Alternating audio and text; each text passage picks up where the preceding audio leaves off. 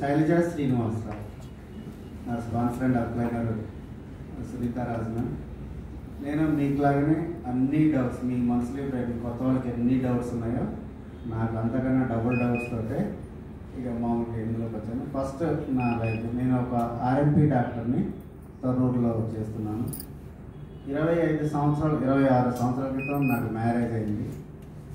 So marriage అయిన 1 year తర్వాత నా వైఫ్కి రొమటైడ్ ఆర్థరైటిస్ కీళ్ళవాతం వచ్చింది. బాబు పుట్టిన 1 ఇయర్ తర్వాత ఏదో ఎముకల ప్రాబ్లం అని డాక్టర్ దగ్గరికి వెళ్తే, ఆర్థోపెడిక్ డాక్టర్ దగ్గరికి వెళ్తే ఇది ఎముకల ప్రాబ్లం కాదు, కీళ్ళవాతం వచ్చిందని చెప్తే సిటీలో ఉన్న కార్పొరేట్ హాస్పిటల్స్ అన్నీ తిరిగాను. అన్నీ తిరిగిన తర్వాత ఎక్కడ జస్ట్ టెంపరీ టెస్ట్లకి, మందులు మింగడానికి హాస్పిటల్ తిరగడానికి, లాస్ట్కి ఆయుర్వేదిక్, హోమియోపతి అని పావులూరు కృష్ణ చౌదరి గారు, ఆయన హోమియోపతి చైర్మన్, ఆయన దానికి ప్రొఫెసర్. ఆయన దగ్గర కూడా 4 ఇయర్స్ వాడాను. 4 ఇయర్స్ తర్వాత ఏమన్నానంటే ఇంకేం లేదు బాబు, నీకు తినే గింజలు మార్చండి, నమ్మకం ఏం లేదు. ఆ తర్వాత ఇంకా ఆయుర్వేదిక్ కాకినాడ, రాజమండ్రి, కేరళ తిరిగాను, రాష్ట్రం లేదు. లాస్ట్కి నా వైఫ్కి ఎంత బాధ అంటే డ్రెస్ మార్చుకోలేని పరిస్థితి. ఫీడింగ్ ఇవ్వాలంటే మొదటి బాబు కాబట్టి చిన్న బాబు ఇలా పట్టుకొని ఏమైనా సపోర్ట్ ఇస్తేనే ఫీడింగ్ ఇట్లా పట్టుకునే పరిస్థితి కూడా ఉండేది కాదు.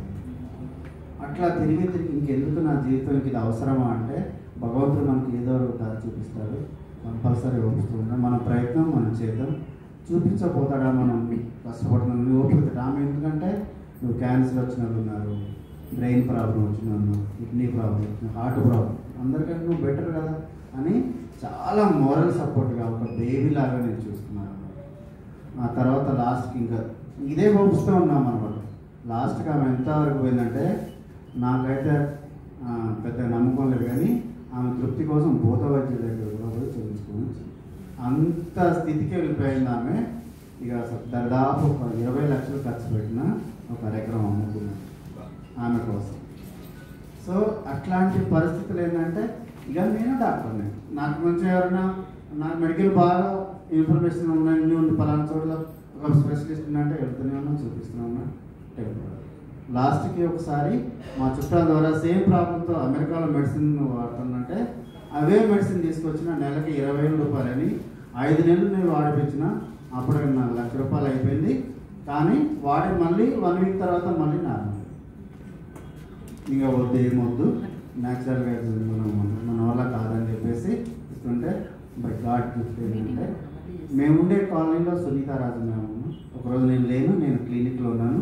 ఈవినింగ్ కొంచెం బయట గార్డెన్ వర్క్ చేస్తుంటే ఆమెకి ఎందుకంటే ఒత్తిడి అంతా రిలీఫ్ అవ్వడం కోసం ఆ పూల మొక్కలు ఆమె ఏం పడితే ఆమె పొందిచ్చేస్తాను. నేను ఎక్కడికైనా ఆమె వదిలేసి వెళ్ళాలంటే ఫంక్షన్కి వెళ్ళాలన్నా, చుట్టాలు బంధువులకి వెళ్ళాలన్నా, కానీ ఆమె ఎక్కడ డిసప్పాయింట్మెంట్ ఏం చికాకు చేసుకుంటా భయంతో నేను ఊరెళ్ళడం కానీ ఫంక్షన్కి వెళ్ళడం కానీ ఏమీ చేసేవాడిని కాదు.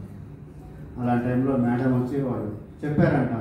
చెప్తే నేను ఆ రోజు వాళ్ళు నన్ను ఇంటికి వచ్చిన తర్వాత వాళ్ళు ఏమన్నారంటే, మా మేడం ఏమన్నారంటే, ఎవరైతే డాక్టర్ వచ్చారు మెడికల్ ఫీల్డ్ అంట, వాళ్ళు చెప్తే నాకు ఎందుకు నమ్మకం ఇలాంటి ఏమో చూసారు, ఏముంటుంది ఎందుకు అనవసరంగా రమ్మని, రేపు వస్తున్నాను ఎందుకు రమ్మన్నాను అని చెప్పేసి ఆ రోజు నేను కూడా నాకు ఇంపార్టెంట్ అకేషన్కి వెళ్ళాలి, దానికి కూడా ఆపుకొని మేడం ఒక్కటే అన్నారు, కొంటే కొనండి లేకపోతే లేదు, కానీ చెప్పేసి అయిపోతుంది అని చెప్పారు. ఎక్స్ప్లెయిన్ చేయగానే ఐ కేర్ ఐ కాఫీ తీసుకున్నాను. ఎందుకంటే ఆమెకు సంతోషం ఉంది, ప్లస్ నాకు కూడా నేను మెడికల్ ఫీల్డ్లో ఉన్నాను.